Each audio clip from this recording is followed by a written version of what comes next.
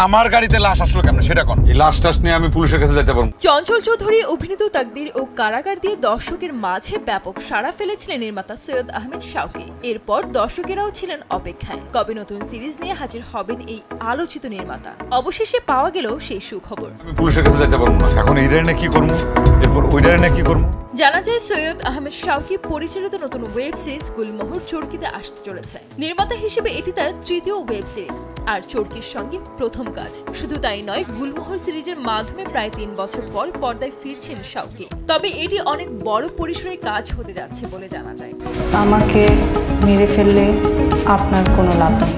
এই বিষয়ে সৈয়দ আহমেদ শাওকী সংবাদ মাধ্যমে জানান, নির্মাতা হিসেবে গুলমোহর আমার এখন পর্যন্ত সবচেয়ে বড় স্কেলের কাজ।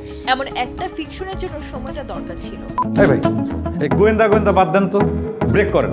শাওকীর আগের দুটি সিরিজ ছিল মিস্ট্রি ফিকশনের। দর্শকদেরও অনুমান ছিল নির্মাতার নতুন কোনো প্রজেক্ট হয়তো এমনই ঘরানার হবে। তবে সেসব জল্পনা এক নিমেষেই উড়িয়ে দিলেন তিনি। নির্মাতার মতে আগে দুই সিরিজ দেখে দর্শকের যে প্রত্যাশা সেগুলো তিনি মাথায় রাখেননি। তিনি মনে করেন সেসব মাথায় রাখলে আবার আগের কাজে পুনরাবৃত্তি হওয়ার সম্ভাবনা থাকে। আর ওটিটির দর্শকরা বারবার নতুন কিছু দেখতে চায়, তাই এই সিরিজের নতুন বিষয় নিয়ে কাজ করছেন তিনি। কোথায় যাও আপনি? কোন সেই জায়গায় যাই?